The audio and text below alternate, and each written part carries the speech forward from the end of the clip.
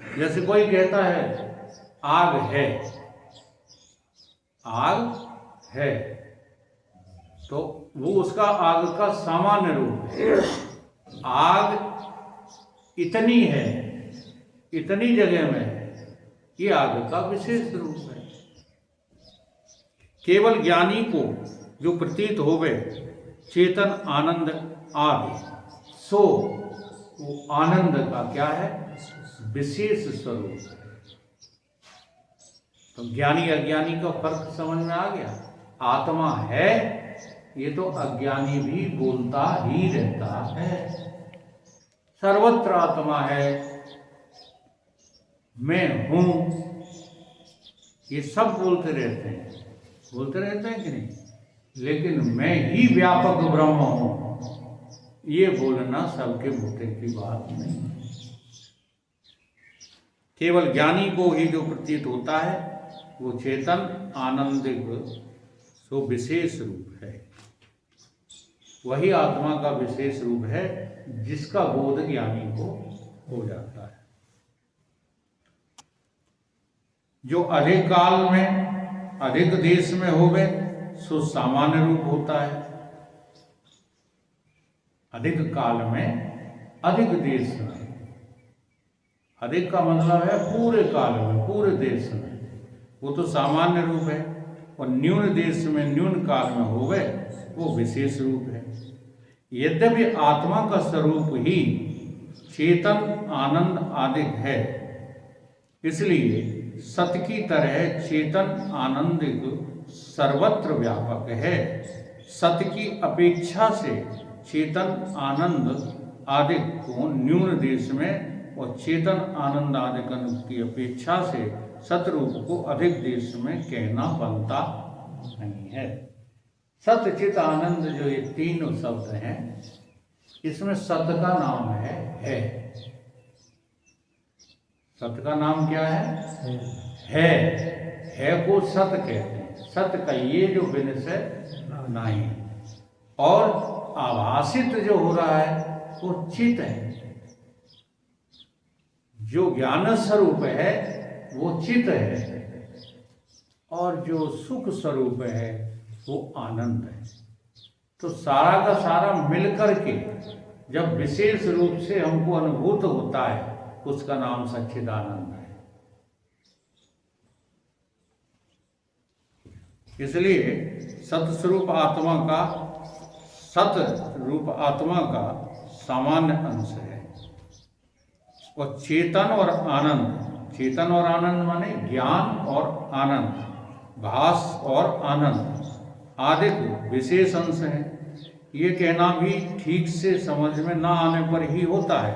तदाप सत्य की प्रतीति सर्व को अविद्या काल में भी होती है, और चेतन आनंद रूप आत्मा है, ये प्रतीति सर्व को अविद्या काल में नहीं होती। ये फर्क है। जो सत्य है वही चित्त है, वही आनंद है।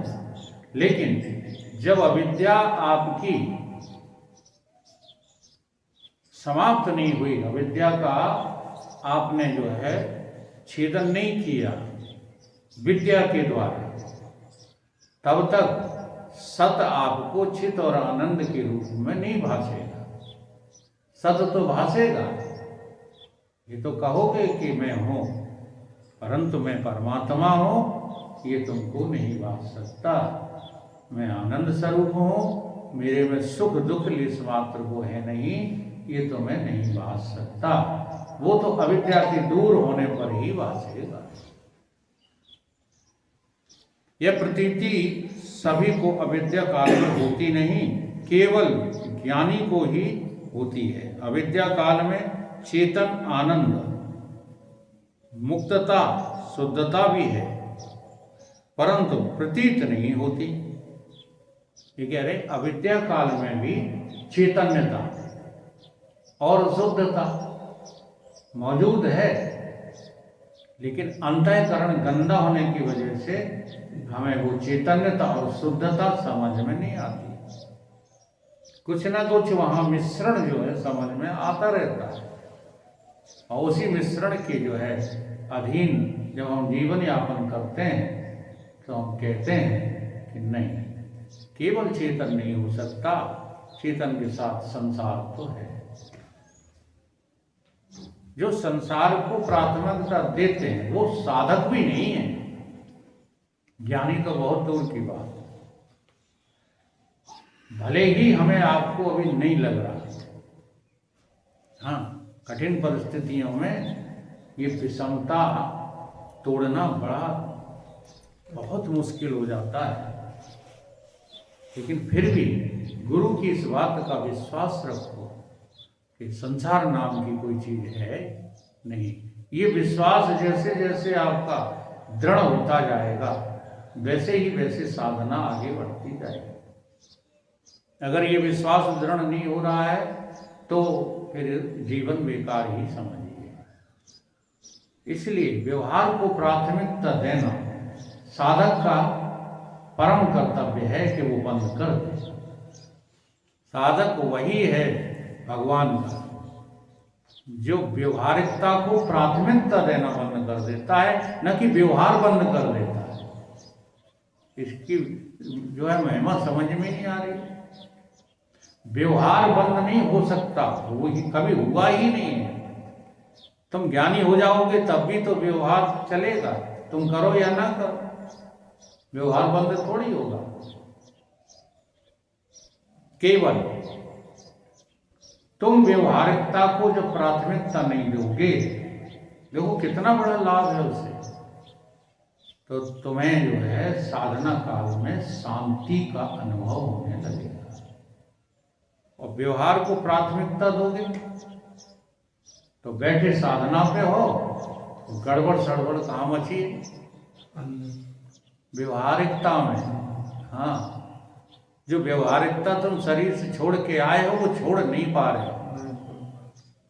इसलिए नहीं छोड़ पा रहे हो क्योंकि उसकी प्राथमिकता है।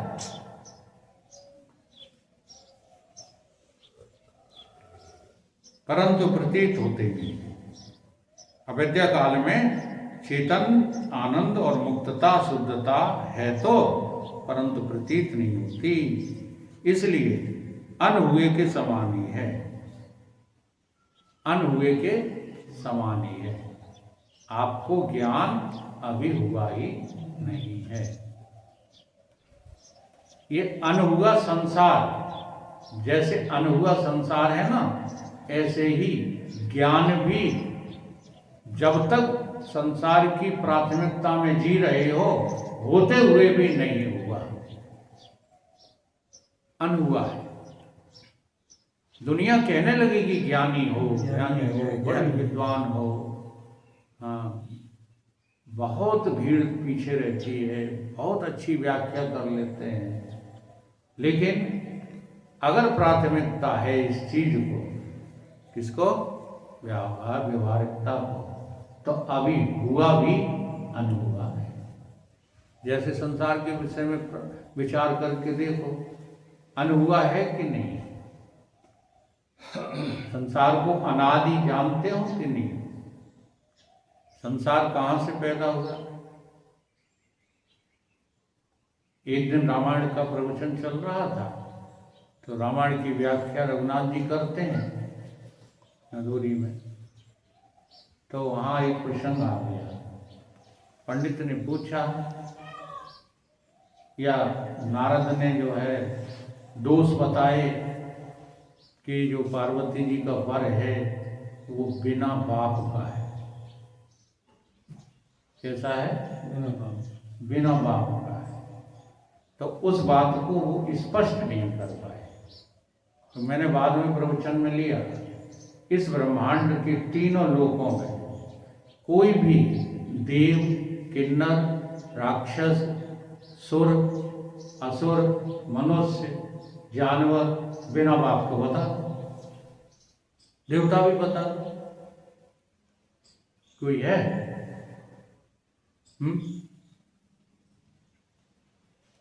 अरे बोल लो जल्दी, जानते हो तो। कोई नहीं। फिर ये शंकर कैसे बिना बाप के? ये शंकर बिना बाप के कैसे?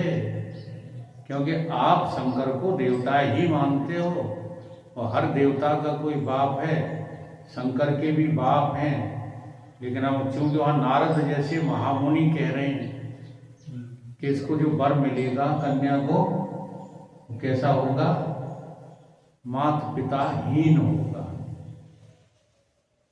ना। तो अब ऐसे शब्द हमें बड़ी शंका में डाल रहे हैं, जबकि शंका का समाधान है तत्काल है, देर में नहीं। उपजय जासु वंश तय नाना शंभु विरंच विष्णु भगवाना।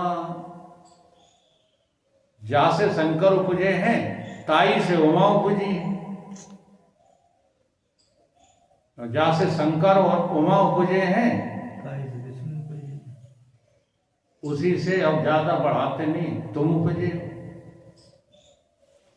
तुम किससे उपजे? वही से। बस यही फर्क थोड़ा सा समझ में आ जाए कि संसार में हमें पैदा करने वाला कोई पैदा हुआ ही नहीं है, ये बात समझ में आ जाए तो वैराग तुरंत होता है, फिर वैराग में देर नहीं लगेगी। ऐसा भी नहीं है कि ये बात समझने आने के बाद हम माता पिता के विरोधी हो जाएंगे, तो भी नहीं, ऐसा भी नहीं।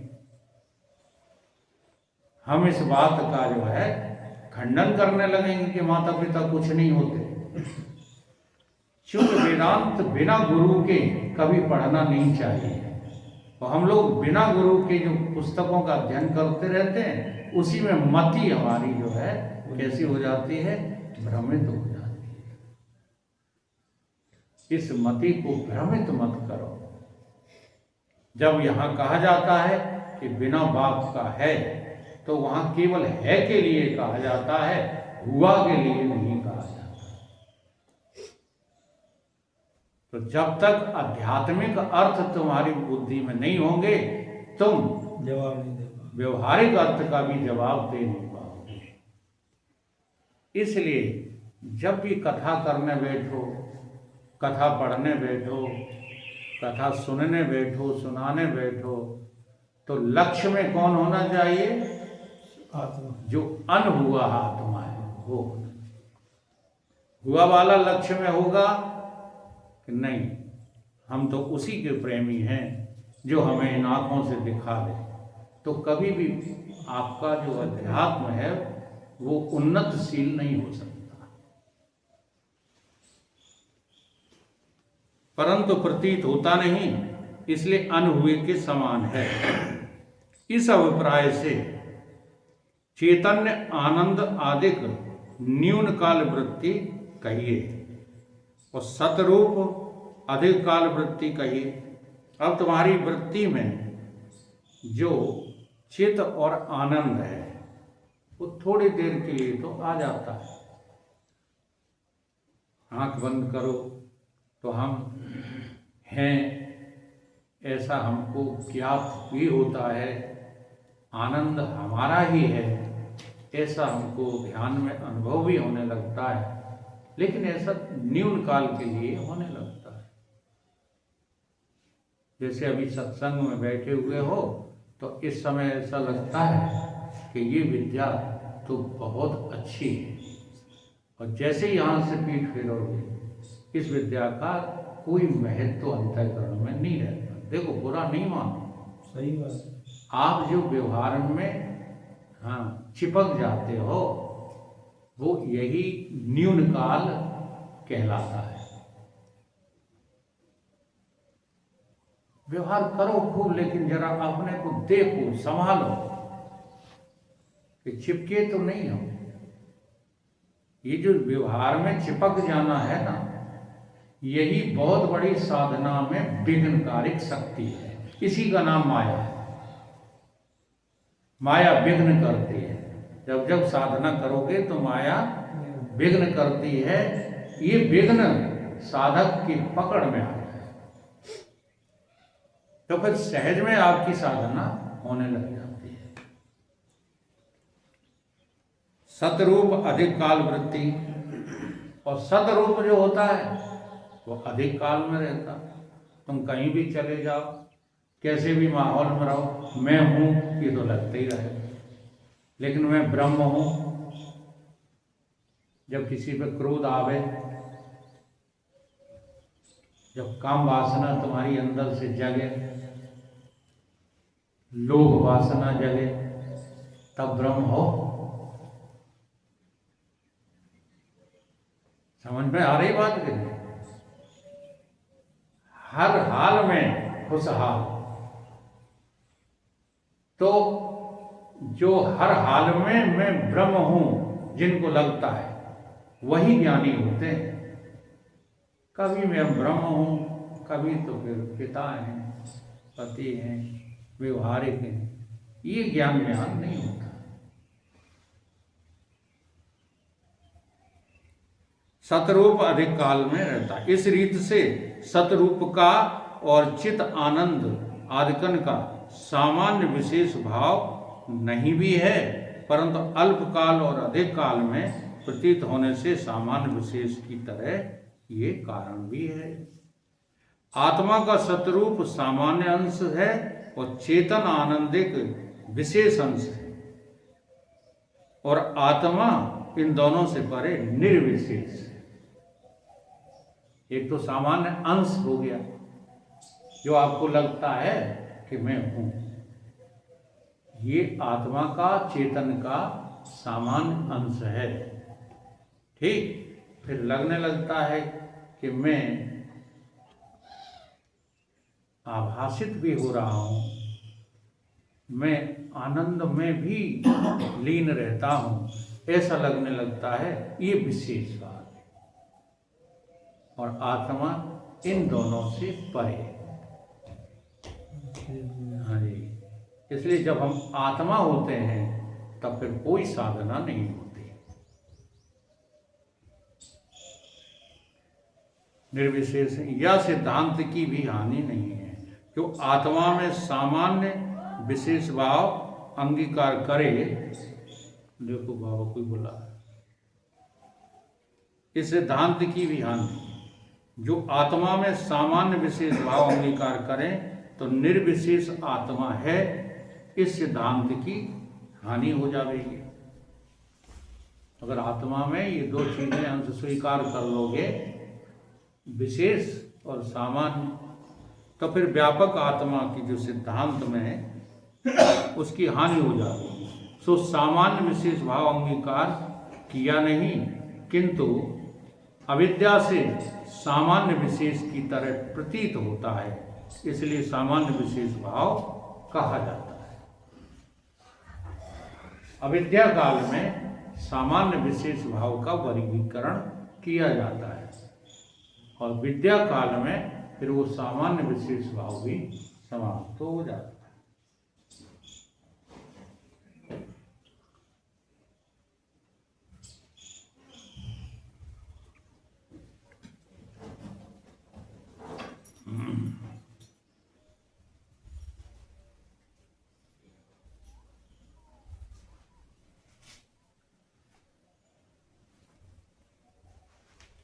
इस रीत से सत्य रूप करके ज्ञात भी चेतन आनंद, नित्य शुद्ध नित्य मुक्त ब्रह्म रूप करके अज्ञात आत्मा में बंध का अध्यास बनता नहीं है। अध्यास रूप बंध के ज्ञान से निवृत्ति भी बने है, इसलिए ग्रंथ का प्रयोजन संभव है। ये जो अध्यास हुआ है वो ब्रह्म ज्ञान से निवृत्त हो जाएगा। इसलिए कह रहे हैं गुरुदेव भगवान, अर्थात इस ग्रंथ के रचनाकार, कि इस ग्रंथ का प्रयोजन संभव है। जो प्रतिकार ने कहा था, प्रतिवादी ने कहा था कि इस ग्रंथ की कोई जरूरत नहीं है, तो नहीं, इस ग्रंथ की परम आवश्यकता है। काहे के लिए? ब्रह्म ज्ञान के लिए। पूर्व पक्ष का उत्तर। पूर्व पक्ष ने एक बात और कही थी कि निषिद्ध काम्य कर्म का त्याग करके नित्य नैमित्तिक प्रायश्चित कर्म करें। इसलिए निषिद्ध कर्म के अभाव से नीच लोक को प्राप्त नहीं होगे और काम कर्म के अभाव से उत्तम लोक प्राप्त नहीं होगा। और नित्य नैमित्तिक कर्म के नहीं करने से जो पाप हो गए सो तिनके करने से हो गए नहीं। इस जन्म में अथवा अन्य जन्म में पूर्व करे जो पाप हैं तिनका साधारण और असाधारण प्रायश्चित से नाश हो जाएगा होगा। और पूर्व करके जो काम कर्म हैं तिनके फल की इच्छा के अभाव में मुमुक्षु का तिनका फल होवे नहीं। इसलिए मुमुक्षु के ज्ञान से बिना ही जन्म का अभाव रूप मोक्ष हो जाएगा। क्या बात। यहाँ पर जो है प्रतिवादी ने कर्मों से मोक्ष सिद्ध कर दिया। 3 प्रकार के कर्म की चर्चा हुई थी, निषिद्ध कर्म, काम्य कर्म और नैमित्तिक कर्म। तो ये क्या कह रहा है? प्रतिवादी ये कह रहा है कि पूर्व में जो निषिद्ध काम कर्म का त्याग करके निषिद्ध काम कर्म का तो त्याग कर दो और नैमित्तिक कर्म प्रायश्चित कर्म करे। नित्य नैमित्तिक और प्रायश्चित, नित्य नैमित्तिक कर्म करे और प्रायश्चित करता रहे। नित्य नैमित्तिक यही कुल्ला दातों चलना फिरना, भोजन आदि, और प्रायश्चित करता रहे। और उनका निषिद्ध कर्मों का, काम कर्मों का त्याग कर दो। देखो कितनी बढ़िया कर्म कांडियों को जो है विधि बता दी उसने। इसलिए क्या होगा कि निषिद्ध कर्म के अभाव से तो नीच योनि को नहीं नीच को नहीं जाओगे, और काम कर्म के अभाव से उत्तम लोगों को नहीं जाओगे। काम कर्म छोड़ दोगे ना तो ऊंचे वाले स्वर्ग नहीं जाओगे, और निषिद्ध छोड़ दोगे नरक में नहीं जाओगे। और नित्य नैमित्तिक कर्म के नहीं करने से जो पाप लगता था वो लगेगा नहीं, क्योंकि वो तो कर रहे हैं।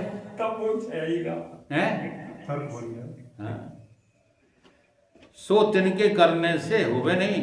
और इस जन्म में अथवा अन्य जन्म में पूर्व करे जो पाप हैं तिनका साधारण असाधारण प्रायश्चित से नाश हो जाएगा।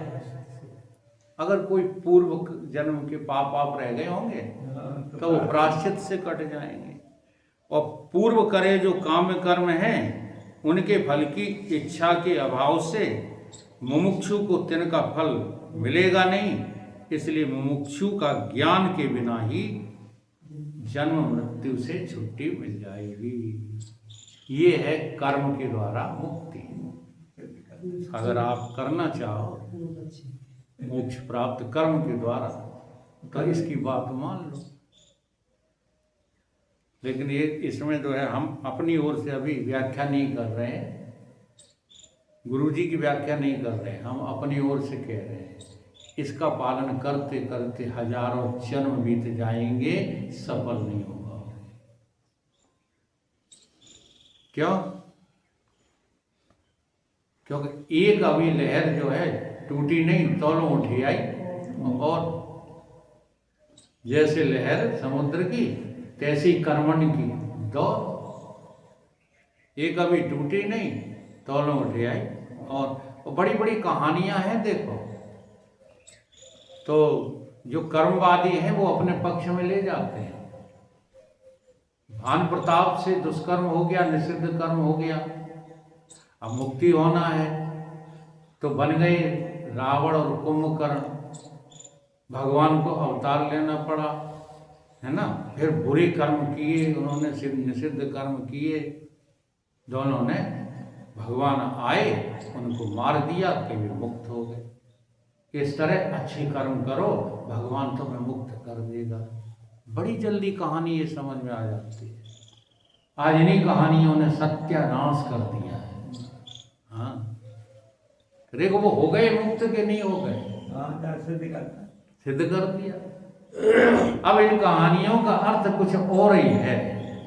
अब उस अर्थ में जो है इन आचार्यों की बुद्धि जाती नहीं है, इसलिए घोर कलयुग आ चुका है। इनको सुनने वाले लाखों मिल जाएंगे और जो ज्ञान से मुक्ति बताते हैं उन्हें सुनने वालों की संख्या देख लो, यही। और ऐसा नहीं हम जहाँ सुनाने जा रहे हैं वहाँ लोग हमें सुनेंगे, हाँ तो देख लीजिए वहाँ और क्या लाएंगे। वो सुनेंगे नहीं, केवल वाह वाह करेंगे बस। हाँ, वाह वाह। जी हाँ, जैसा जीवन भर हमने देखा, ये पुरुष जी जब बोलते थे ना तो अच्छे अच्छे विद्वानों की आंखें नीचे हो जाती थी और विद्वान तक वाह वाह करते थे, लेकिन आज तक एक भी विद्वान ऐसा निकला नहीं जो उनका असली शिष्य बन जाता। देख लो, तो ये ज्ञान सुनने में तो अच्छा लगता है, परंतु पालन करने की इच्छा इसकी किसी की नहीं होती। कर्म कांड अच्छा भले न लगे, कठिन लगे करने में, फिर भी इच्छा होती है कि कर्म के द्वारा ही अपना काम बनाए, इसलिए लगे रहते। तुरंत जो है आ जाती है मन। हम उनका विरोध नहीं कर रहे कर्मों का। हम बड़े बड़े ज्ञानियों को देखते हैं, बड़े बड़े वेदांतियों को देखते हैं, जरा से उन्हें कहीं चलो कांवर भर लिया है, वह वेदांती तुरंत दौड़ के कांवर भरने चले, ठीक है, क्योंकि उसके फल जो सामने दिखाए गए हैं वो तो हमारे व्यवहार से संबंधित है।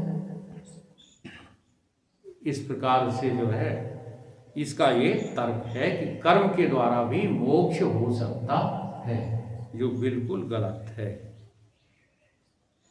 सिद्धांत में कह रहे हैं गुरुदेव भगवान कि ऐसा कतई संभव नहीं है।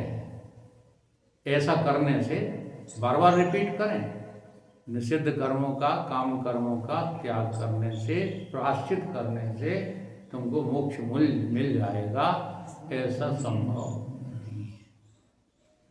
क्यों संभव नहीं है?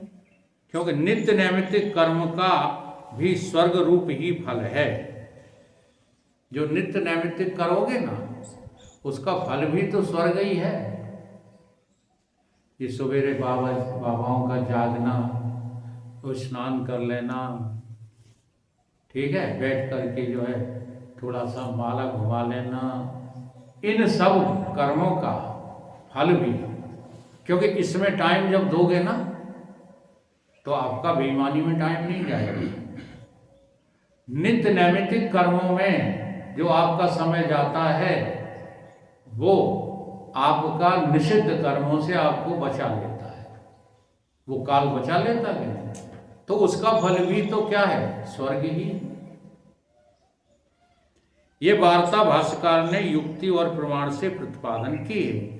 इसलिए नित्य नैमित्तिक कर्म से उत्तम लोक को प्राप्त हो जाएगा, जन्म का अभाव नहीं हो सकता।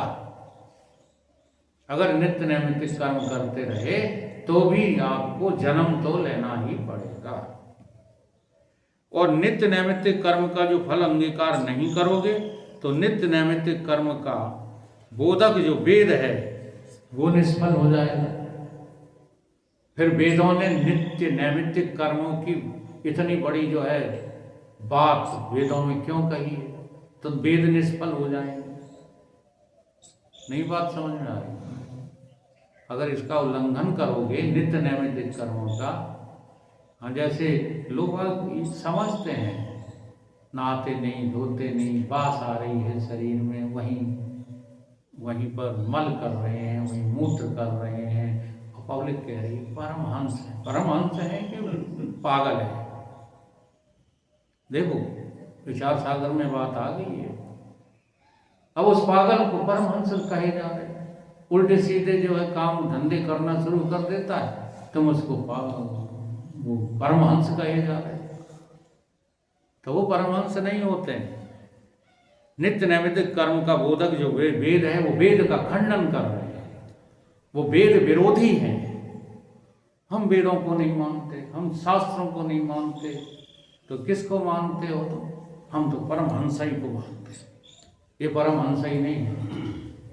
जहाँ वेद शास्त्रों का उल्लंघन होता है वो परमहंस होते ही नहीं है। इसलिए सुबह का जागना और जाग करके स्नान करना, पूजा पाठ करना, नित्य नैमित्तिक कर्मों को विधि विधान से जीवन पर्यंत करते रहना, ये वेद की आज्ञा है। इसलिए ज्ञानी लोग भी कभी उनका तिरस्कार नहीं करते। देखो ब्रह्मज्ञानी संत कभी तिरस्कार करते नहाने का? हाँ, इतना जरूर है कि बाबा की तरह 3 ही बजे नहाए ये छोड़ देते हैं। सो नहीं है ना। हाँ, सो नहीं नहाते। हमारे जैसे शरीर अब कांटे हैं और हमने संकल्प कर लिया हम जूता ही नहीं पहने, तो इस तरह के जो है उल्टे सीधे नित्य नैमित्तिक कर्म नहीं करते, लेकिन वेद का उल्लंघन नहीं करते। जो वेद में नित्य नैमित्तिक कर्मों का विधान है उसको तो ज्ञानी लोग भी कभी उल्लंघन नहीं करते, क्योंकि जो नित्य नैमित्तिक कर्म के नहीं करने से पाप होवे तो ता पाप की अनुत्पत्ति तिनका फल बने है। सो नित्य नैमित्तिक कर्म के नहीं करने से पाप होवे नहीं, काहे से जो नित्य नैमित्तिक कर्म नहीं करना सो अभाव रूप है और पाप भाव रूप है। अभाव से भाव की उत्पत्ति कभी होती नहीं। और 30 मिनट दो। हाँ तो ठीक है, मत नहीं करना, थोड़ा सा है।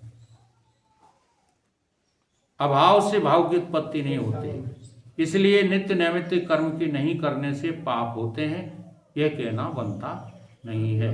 जो नित्य नैमित्तिक कर्म के नहीं करने से पाप की उत्पत्ति अंगीकार करें तो अभाव से भाव की उत्पत्ति होती नहीं। ये दूसरे अध्याय में भगवान ने कहा है, गीता के दूसरे अध्याय में, अभाव से भाव की उत्पत्ति होती नहीं है, इसलिए विरोध होगा।